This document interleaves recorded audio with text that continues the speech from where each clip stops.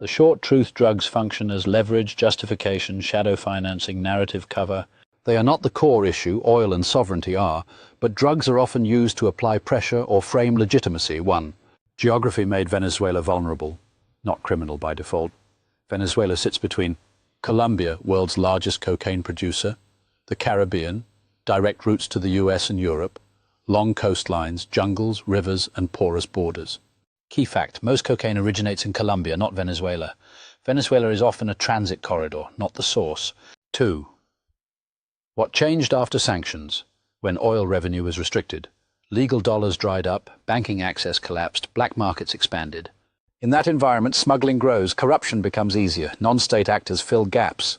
This is economic pressure physics, not ideology. 3. Narco-state, labeling why it matters.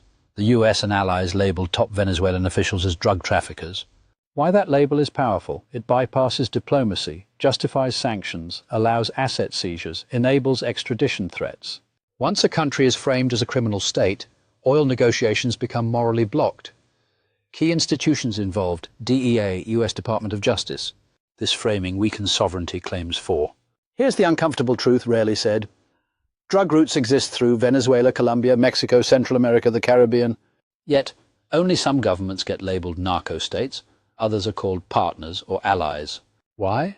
Because alignment matters more than purity. Paramilitaries and spillover from Colombia. Colombia's long civil conflict produced armed groups, smuggling networks, cocaine corridors. These groups cross borders, exploit weak regions, don't answer to Caracas or Washington. Venezuela didn't create them, but couldn't fully stop them either. 6. Intelligence agencies and the quiet layer.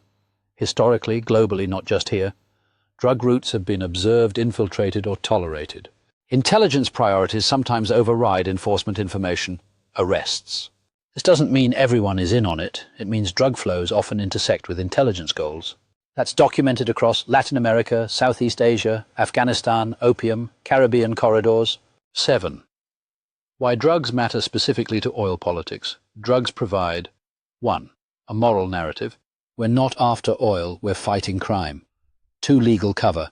Sanctions, seizures, indictments. 3. Pressure leverage. Personal risk for officials. 4. Alternative funding channels, when oil money is blocked.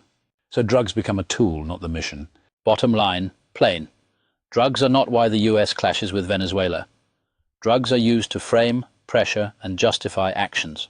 Oil, control, and sovereignty remain the core. Sanctions increase black markets, not reduce them. Geography plus geopolitics create the conditions. This is systems behavior, not cartoon villains. Each sentence can be long if the input requires it, but must not exceed 30 words. If a sentence is longer, split it into 2 or more natural sentences without altering the content.